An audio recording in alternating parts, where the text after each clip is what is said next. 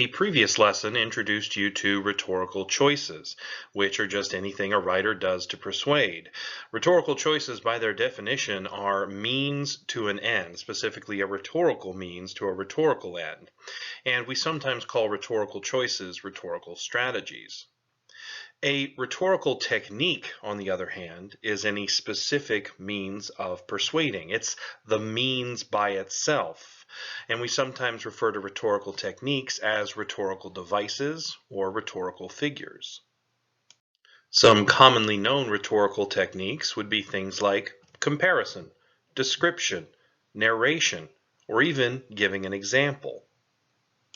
More esoteric techniques, those that aren't as well known, would be things like juxtaposition, anargeia, paradiegesis, and anamnesis.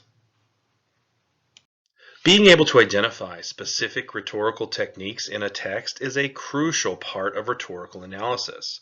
For one, it helps you more quickly see rhetorical choices as you're reading, and that just comes from being more familiar with the different specific ways that writers often persuade. Another reason is that it helps you focus your analysis on what the writer is doing by forcing you to look for specific things rather than just talking about what the writer says, which often leads to summary instead of analysis. Finally, being able to identify specific techniques naturally helps you score higher on the Q2 essay on the AP Lang exam. And this is because a lot of my colleagues that read the exam, they really don't acknowledge rhetorical choices unless there's a specific technique mentioned. And while that is kind of short-sighted on their part, it is nonetheless our job as writers to meet our audience's expectations. So if you can meet their expectations and give specific rhetorical techniques, you're putting yourself in a better position to succeed on the essay. It is important that you learn some of the specialized Latin and Greek terms for the rhetorical techniques you will see in your analysis. And it's also a good idea to keep a rhetorical technique journal so that you can add to it as you see more and more devices and as more and more devices are pointed out to you.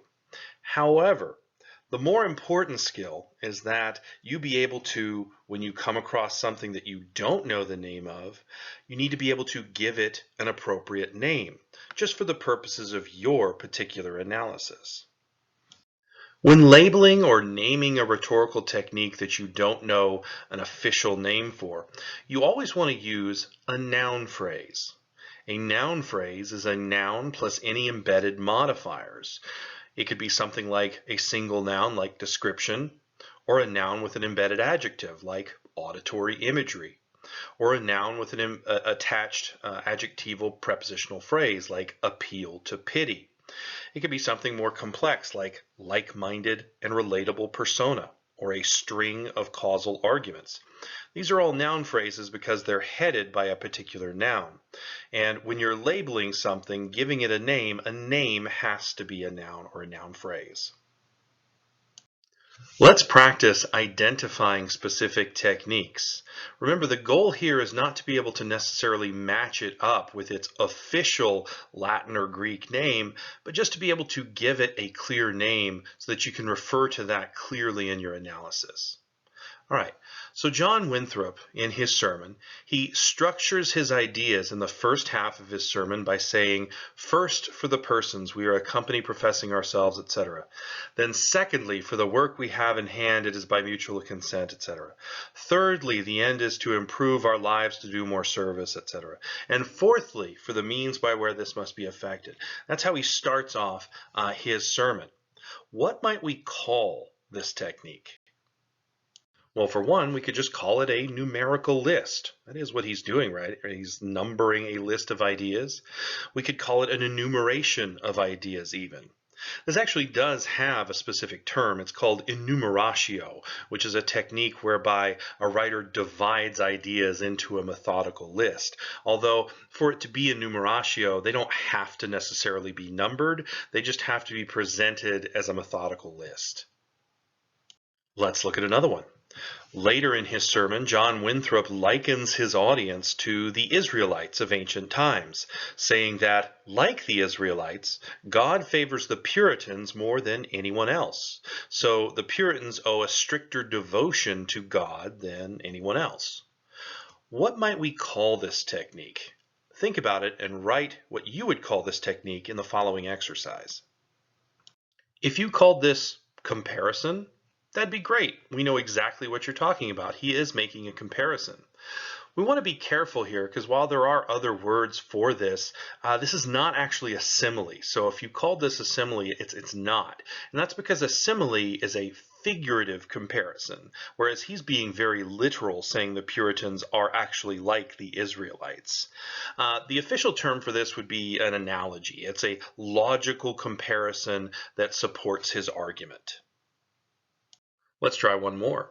John Winthrop ends his sermon by warning the Puritans, saying that if our hearts shall turn away so that we will not obey, but shall be seduced and worship other gods, our pleasures and profits, and serve them, it is propounded unto us this day, we shall surely perish out of the good land, whether we pass over this vast sea to possess it.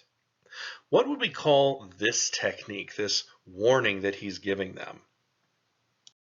Well, you could just call it what it is, a warning, right? You could also say that it's an appeal to fear. Yeah, this is a pathos choice here. He's trying to persuade through stirring fear in his audience, so you could call it an appeal to fear.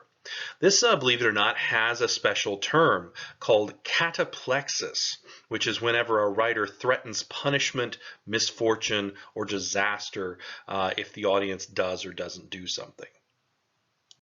Once again, the goal is not to memorize a long list of Latin and Greek terms, although it would probably be helpful for you to keep a sort of journal as we go along. Instead, you need to work on being able to give the thing that you're analyzing a name. Yeah, a name just for your analysis. And at the end of the day, just call it what it is. Make sure you phrase it as a noun phrase and just use the most precise wording possible.